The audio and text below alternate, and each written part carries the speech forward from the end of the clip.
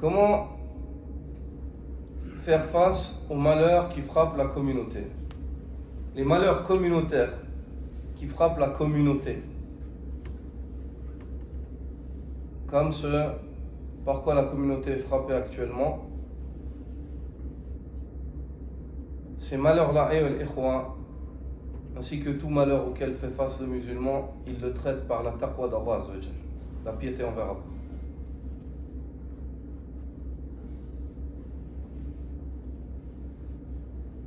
Ceci car Allah subhanahu wa ta'ala dit: وَإِذَا سَأَلَكَ عِبَادِي عَنِّي فَإِنِّي قَرِيبٌ أُجِيبُ دَعْوَةَ الدَّاعِ إِذَا دَعَانِ فَلْيَسْتَجِيبُوا لِي وَلْيُؤْمِنُوا بِي لَعَلَّهُمْ يَرْشُدُونَ.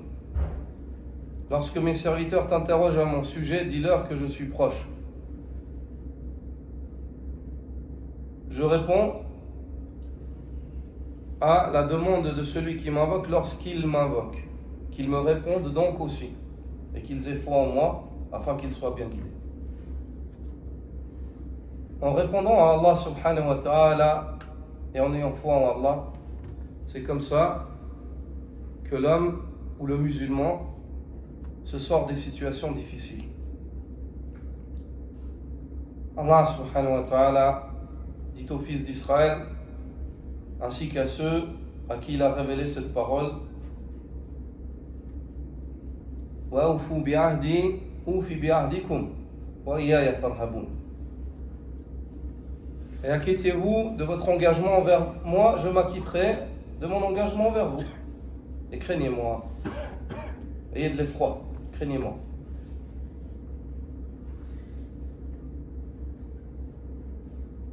L'imam Bakr ibn Abdillah al-Muzani al-Shafi'i, rahimahullah, l'élève de l'imam al-Shafi'i,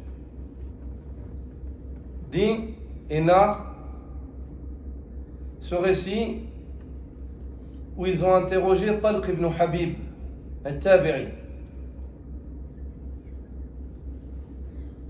lorsqu'il y avait la fitna d'Ibn al-Ash'ath avec les Umayyin, avec Bani Umayya.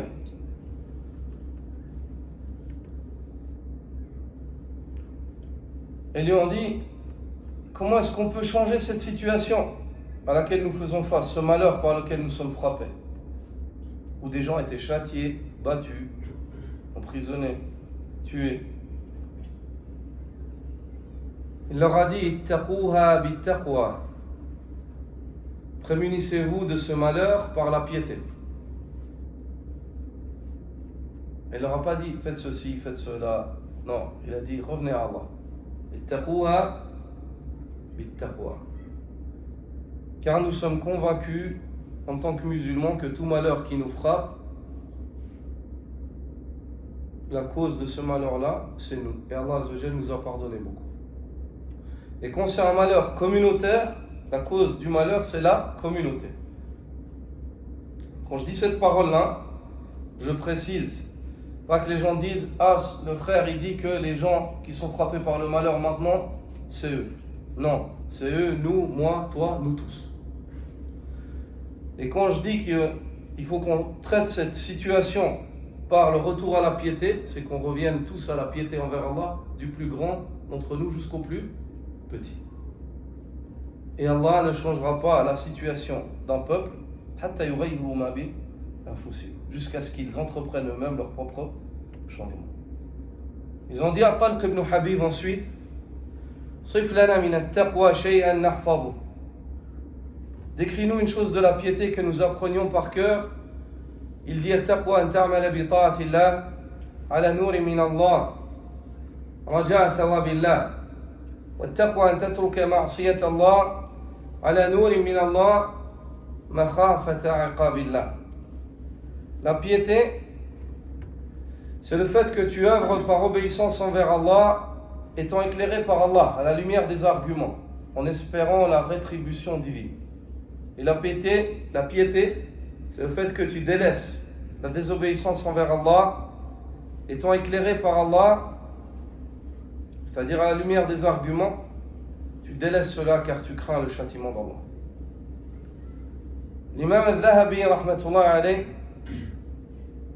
dit ما أعظمها من وصية. Quelle énorme recommandation. من استمسك بها فقد فاز. Celui qui s'accroche à cette recommandation a certes réussi, il a gagné, triomphé. Donc, ça c'est la recommandation, le fait que nous revenions à Allah subhanahu wa ta'ala. Puis en second lieu, c'est l'invocation. Wallahi, nous négligeons l'impact de l'invocation. L'impact du dua, nous le négligeons. Isa ibn Maryam, comme le rapporte l'imam Muslim dans son Sahih, lorsque sortiront Ya'juj et Ma'juj, Isa ibn Maryam, ces créatures-là sont des créatures qui font, dont le mal est très grand, au point où c'est des créatures qui ont soif de sang, au point où il est rapporté dans le récit que lorsque l'un d'entre eux meurt, il le mange. Ils mangent même les leurs. Isa ibn Maryam n'a pas de solution. Allah Azza wa Jal lui demande de prendre les croyants et de se retirer sur le manteau et d'invoquer Allah subhanahu wa ta'ala. D'invoquer Allah subhanahu wa ta'ala. Ils invoquent Allah subhanahu wa ta'ala, Allah subhanahu wa ta'ala les détruit par le biais de petites bêtes. Par le biais de petites bêtes. Ces créatures dont les armées elles ne peuvent pas leur faire face.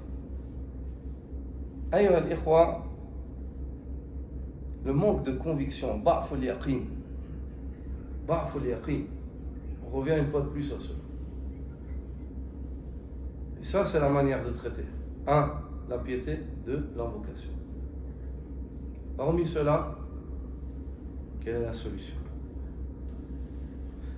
Et vous pensez que cela sont des petites solutions? Par Allah. C'est des grandes solutions. Mais il faut des grands hommes pour voir les grandes solutions en cela. Et des petits hommes ne voient pas cela. On va dire, ah, c'est simple. Pour vous, c'est simple, il n'y a que ça à faire. Hein. Il n'y a que ça à faire. Et ça, c'est les fondations de la réussite. C'est ce sur quoi les Sahaba, ils ont réussi. Abu Bakr as-Siddiq, on a évoqué le récit. Il dit, نحن قوم ننتصر على أعدائنا بأعمالنا. Nous sommes une nation qui triomphe sur ses ennemis par ses œuvres. On améliore nos œuvres, Allah Azza wa Jal nous accorde la réussite. On détériore nos œuvres, Allah Azza wa Jal, il nous humilie par les plus faibles des créatures.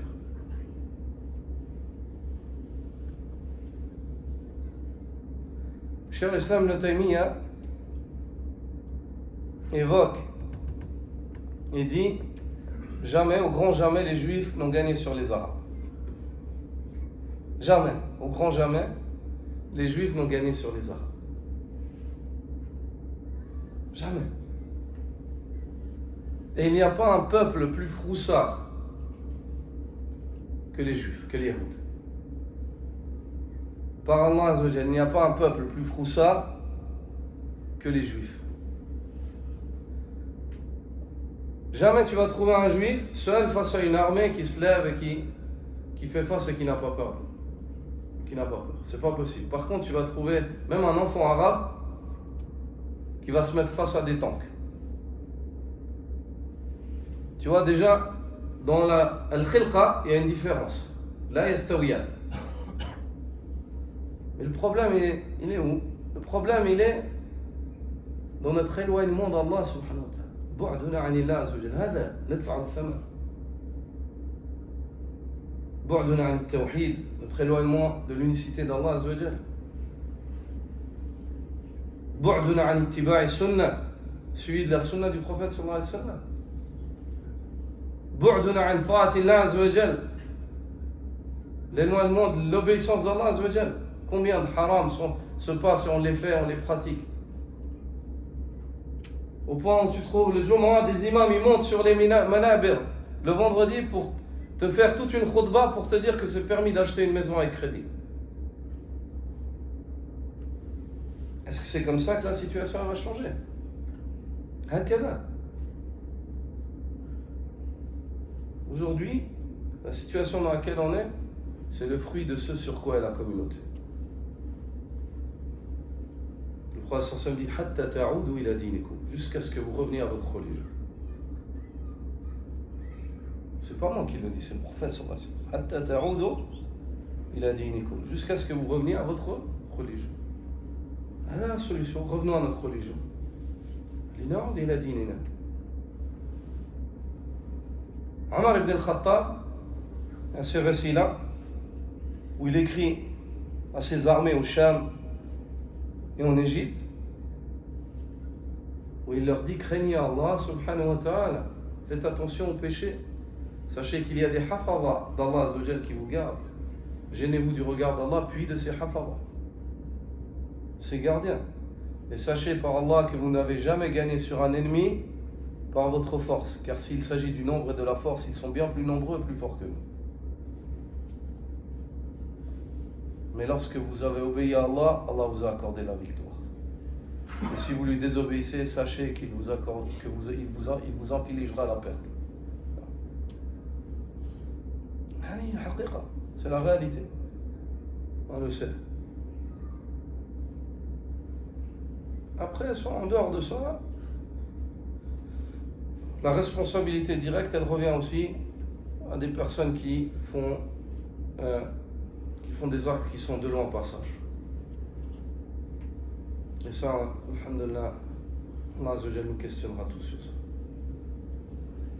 Ne pas faire n'a jamais fait partie en fait de la solution en fait d'aller et de jeter quelque chose sur la bête alors qu'elle dort. Car elle va employer ça. C'est ce qui se passe. On ne tend pas le bâton aux gens pour qu'ils nous battent. Le prophète sallallahu alayhi wa sallam à Mecca, en situation de faiblesse, il n'a jamais fait ça.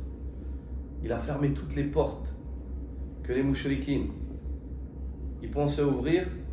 Il leur a fermé pour éviter de leur donner l'occasion de rajouter sur ce qu'ils pouvaient faire sur les musulmans.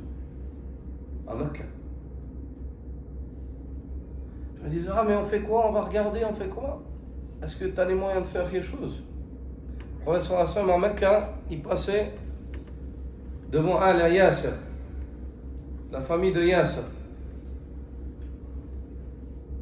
Alors que Yasser était châtié. Sa femme Soumaïa était châtiée de la manière la plus vile qui soit, par Abu Jahl. Le prophète sallallahu alayhi wa sallam, à cette époque-là, le combat, il n'y avait pas des armes à distance, des hélicoptères, un homme fort et puissant, il pouvait même peut-être tuer 10 personnes. C'était wajh li wajh, face à face. Qu'est-ce qu'il a dit? Sabran ya ala Yasser fa inna maw'idakum al-jannah. Patientez aux familles d'Yasser, votre lieu de rencontre sera le Jannah.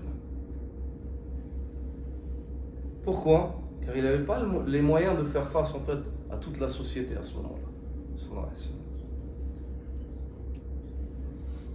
Mais la solution mère, ça c'est on va dire, on peut évoquer plein de choses après. La solution mère, elle est dans la taqwa.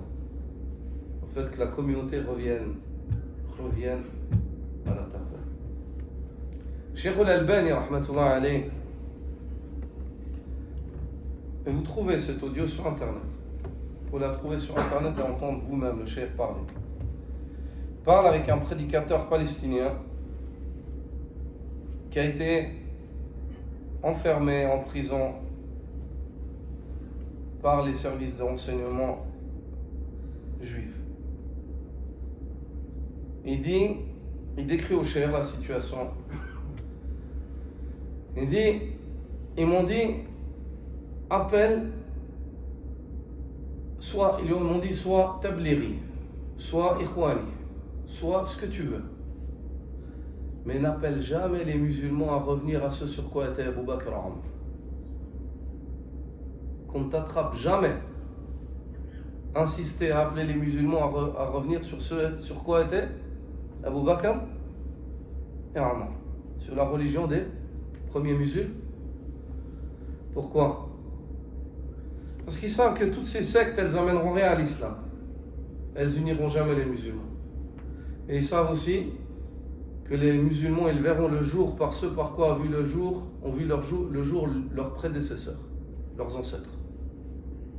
Comme l'a dit l'imam Malik, La tuslihu akhiru hadhihi al-umma illa bima salaha bihi awwaluha. La fin de cette communauté ne saura voir le jour que par le biais de ce par quoi a vu le jour le début de celle-ci.